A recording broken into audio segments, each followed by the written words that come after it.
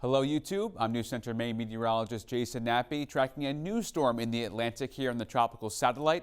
So good morning or good evening, whatever time you're watching. Let's get into it and show you here on the satellite picture out in the tropics here. That is San Juan to the southwest. This is Nigel going on now, beginning to rapidly intensify very soon as this storm is going to gain strength very quickly.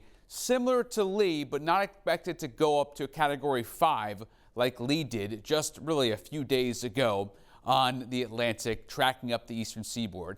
Here's a look at the socials if you want to follow along for more information. Now let's get right into the storm.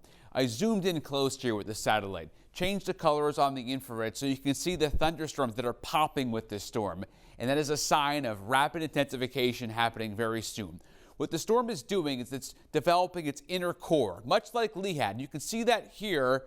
That is the inner core starting to develop here. Big time thunderstorms going up 20, 30, 40,000 feet up in the sky in the atmosphere. It has good outflow, this storm, too. Not a lot of wind shear like Lee had in its early kind of stages. This storm is breathing and there's good outflow on it. Hurricane hunters right now not scheduled to get into this storm, but it is a tropical storm as of this recording.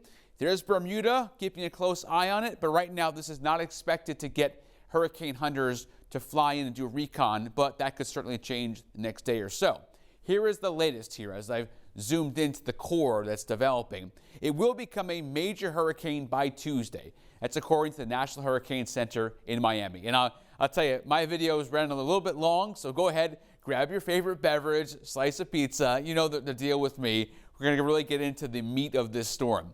Rapid intensification expected soon, and then a frontal zone is going to come in off the coast of New England, scoop it up, and send it northeast. Now, that also could develop into a tropical system too. We'll have to wait and see. Here's what I know and what I don't know. Before I put myself out there for you, rapid intensification, that is pretty much set in stone. It's no threat to the U.S., peak hurricane season where we're in now, so you got to keep your guard up. But here are the kind of wild cards with this storm, what I don't know yet, still several days away. Will it Fujiwara? And if you're following along, what is that? So basically, think about this like in Mother Nature and storms, kind of like two storms in love, right? If they get close enough, they could come together, okay? That's the kind of the Fujiwara effect. And they also could slingshot, or the bigger one, the more dominant one, could kind of take over in the relationship there in Mother Nature. We'll have to wait and see, but that could potentially save it from slamming into Ireland or the UK, and I'll talk about that in the maps here. So you're still following along, right? Let's talk about this in more detail. The latest update from the Hurricane Center, wind 65 mile per hour sustained, gusting to 75. That's not all that strong, not even a hurricane technically, but it is going to be very quickly because it is entering a good environment that is favorable for development. Movement northwest at 13, pressure 994. That pressure is going to come down. The movement's going to eventually go up here. You see it's a Category 2 by Monday afternoon. So if you're watching this on Monday, most likely it's already a Category 2. But don't stop watching. I'm going to take it out farther here in the time period. But that right there is rapid intensification from a storm to a Category 2. It goes to a 3 here by Tuesday afternoon. 115 mile per hour sustained. What you don't see is 140 mile an hour max gusts. And that's basically a conservative estimate by the Hurricane Center. It has a small window to get strong before it's going to head north. Some wind shear from a frontal boundary coming in. It's going to kind of shear it out and then take it out into the northeast Atlantic. So here's the UK, Ireland, and there it's an extratropical cyclone similar to Lee as it heads east. That's where things get interesting with this storm on the computer model tracks. It's going to recurve away from Halifax that just got pounded from Lee and head out in the northeast Atlantic. And as it does so, and there's good agreement of that, by the way, here, as it gets here west of Ireland, good agreement by Friday, it is in that area of the northeast Atlantic, and it is weakening. Interaction with the trough, the frontal boundary, and also getting cut off from the Gulf Stream here that kind of goes out to central and north Atlantic, and then you get to the cooler water. Remember, the job of tropical systems, tropical cyclones from the equator is to go north or south pole, okay? And that's what they do. They take that latent heat and bring it to the poles.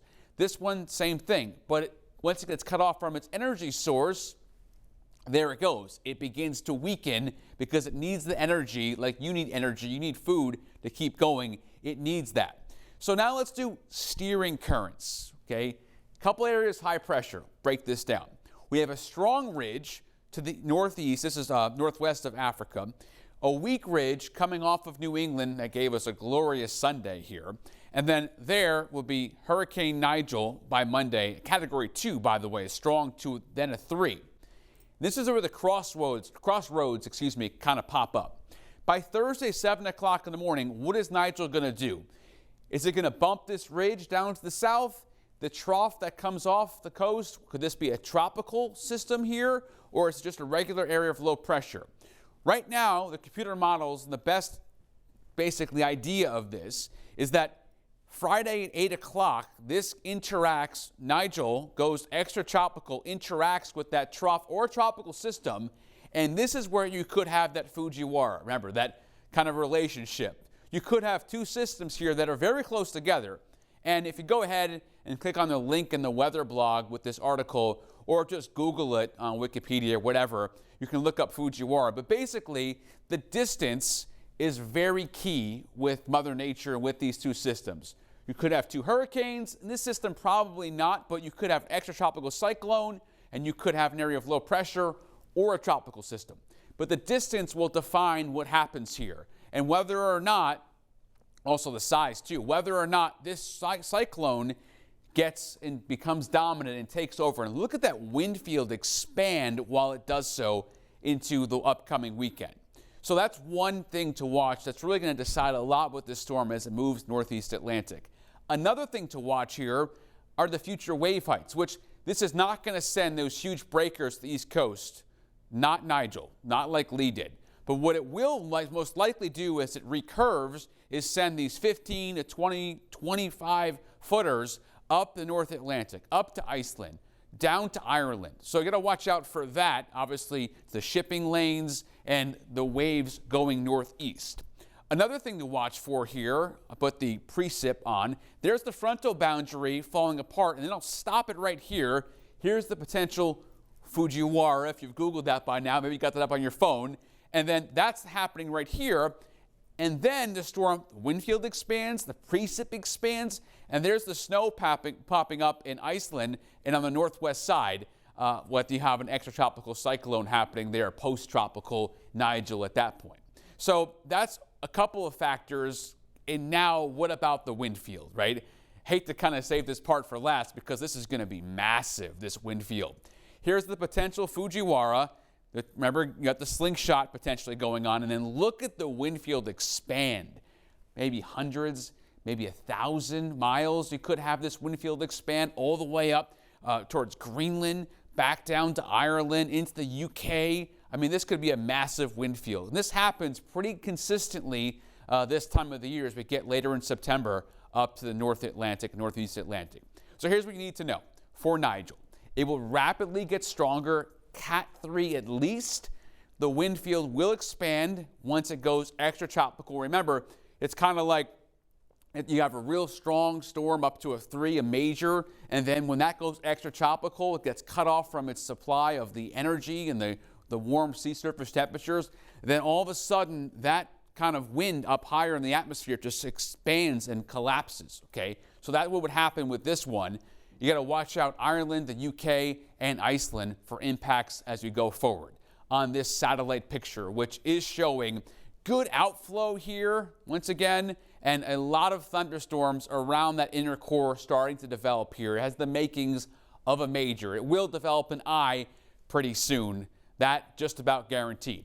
Here are the socials once again. I know I have the bird for Twitter. I like the bird better than the X symbol.